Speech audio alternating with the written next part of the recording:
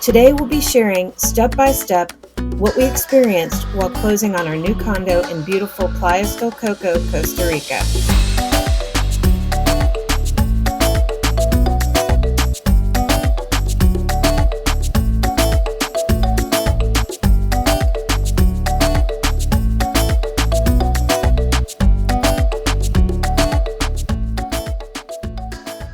So we just spent our first night at what we've now named Paraíso de Cisne, which means Swan Paradise, since our last name is Swann. But this process has been a learning experience for us, and we figured that people would want to know all the details that we didn't. And even when we started the process, we looked for videos that detailed what we needed to do, and we still didn't really get all that. I mean, what did you think? Or what to expect. Yeah, we didn't know what to expect. We put in a contract, and we had 10 days to put the down payment down, which was 10% of the purchase cost. And then in the contract, there was a 22 business day due diligence period. So during that time, we could get our deposit back. Everything was fine. There was no issue. But we had started the process of making sure we had the money in the US, because here you're not going to finance something. You really are buying everything here for cash. We put the offer in around July 1st, I think it was something like that. So July 4th, we got an email that introduced us to our attorney. And so that's a really important thing. I mean, I think Buzz, she was great to deal with, and she spoke English which made it easier for us. Yes. I mean, we're trying to learn Spanish, but it's all called Duolingo every day, and I'm at 242 days. How many do you have now? 265. 265 days I'm way straight. better. Yes, he is way better. He's much more disciplined than I am.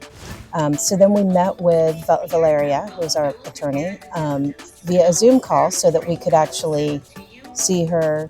And that's where she gave us some of here are the steps that you need to do, right? These are the things. But it wasn't a list of, here, this is first, this is second, and I think we'll do a checklist. We may put it on the screen now. Oh, we could put it on the screen now. I guess that's right. The magic of editing. Mm-hmm.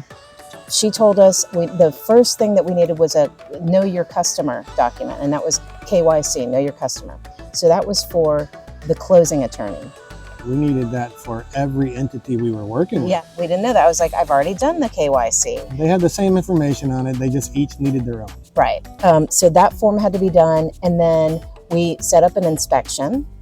And also the attorney started her due diligence process. So what they do is they do all of the record search to make sure that the property is able to be purchased. And we found out that our place was actually owned by a corporation, and we owned shares of the corporation when we purchased. So that was an interesting thing. And at first we were nervous about it, but she said that she had just done 2 there already.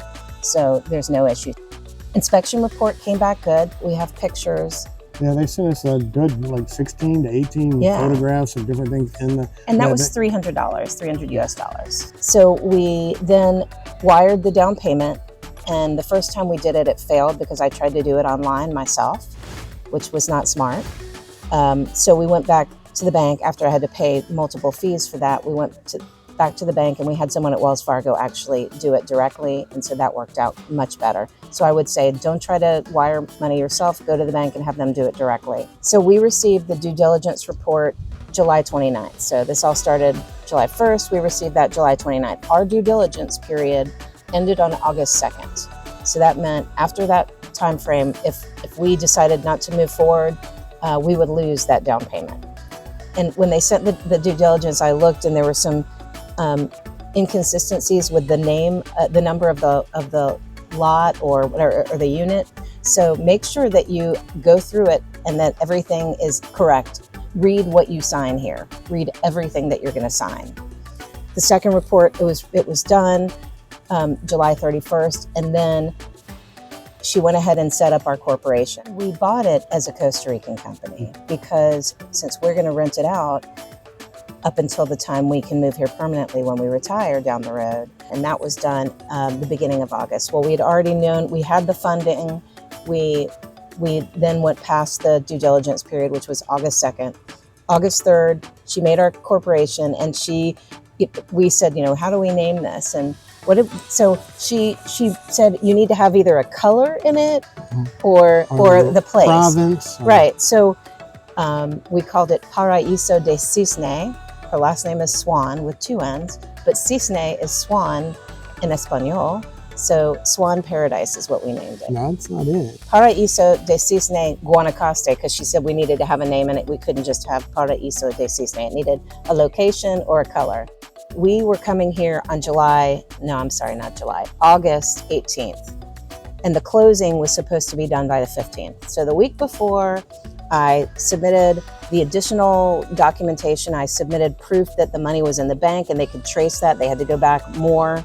I had to, resend them stuff because it was 6 months of bank statements and paychecks and all of that stuff. I had to do a second round of that because they wanted to see it right at closing time.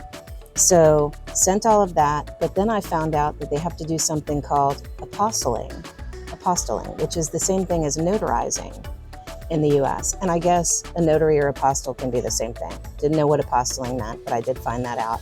And what they had to do is all of those documents, our tax returns, all of those things, they had to actually essentially have those notarized and confirmed. That took a bit longer. So instead of being able to close on the 15th, it wasn't really our fault. Everything was ready to go. They just had to do a few things with the closing, with the company. We sent them something that said, yep, the money is all here. And we kept on saying, can you please send us the amount that we need to wire? And it was getting down to the wire. Did I panic a bit on Wednesday, honey? No.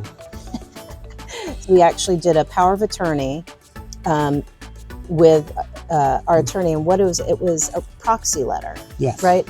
Yep, I had a migraine on Wednesday. And then Buzz came upstairs and said, oh, wait a minute, did you get the email? The wiring instructions are there.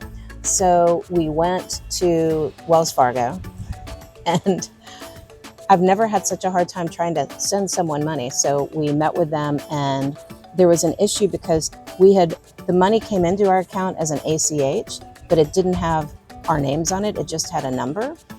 And so there was this whole thing that with the bank, they said, well, if your name's not on there, they can take the money away, and we don't want to be on the hook for sending all this money out of your account. Anyway, that took us 2 hours. So anyway, we did it. Money showed up. Then they were able to close. They closed on Thursday. Everything went smoothly. Then Friday, our realtor, Ian, picked up the keys from the office, and then he came and picked us up at the airport, which was super nice of him.